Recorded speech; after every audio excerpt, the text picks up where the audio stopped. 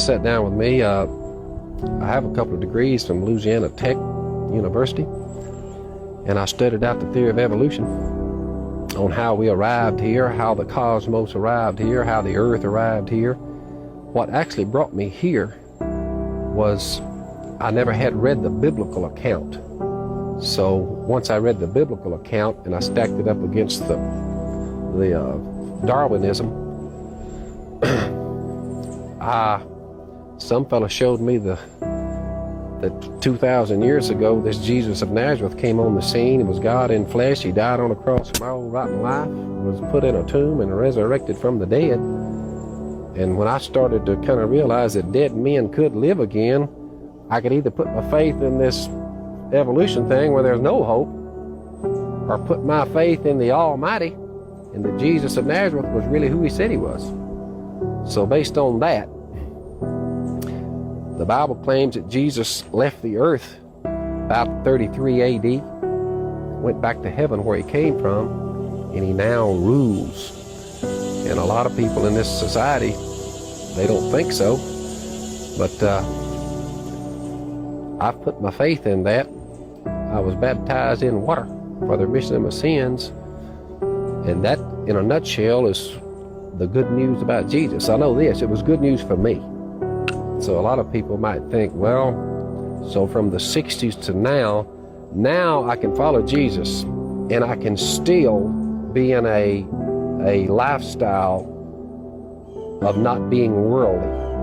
I can see, in other words, the Bible says that we're to live our lives here as strangers and aliens. So the bottom line is, most people who run up on me down here, they do think I'm kind of strange. You know, I say, Jesus number one, boys. That's the only way I know when we're getting out of here. Unless y'all have another, better idea. Most people kind of scratch their head and say, So I'm putting my faith in the biblical record. At least I have a great hope when I physically die of having my body resurrected from the ground. It's very simple. If Jesus of Nazareth was who he said he was, I am convinced, based on my study of the Bible, that I'm coming out of the ground too. If he came out, I'm coming out. And if he didn't come out of the ground, I don't think anyone's coming out of the ground. So I'm putting my faith in him. So I told my wife, I said, in order to get away from all of my old friends and all of this temptation, running after dollar bills, whatever, I said, we need to find us a little place down there, and I'm going to fish the river. I'm going to build duck calls. I said, we will make it.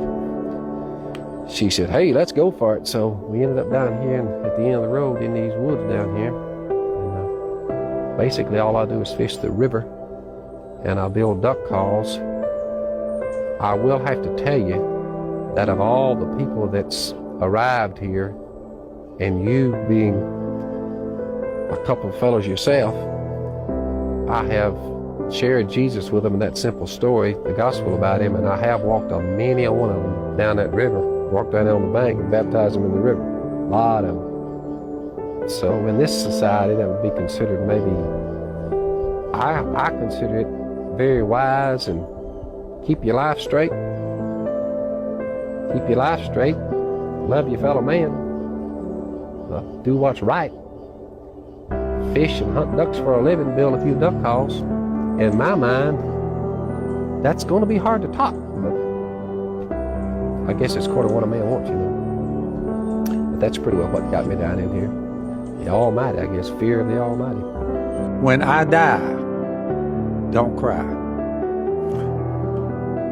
Bill has an announcement. Dance, sing, but don't cry when I die. When I die, you say, he made it because I watched him as he walked through the years, hurt back or no back.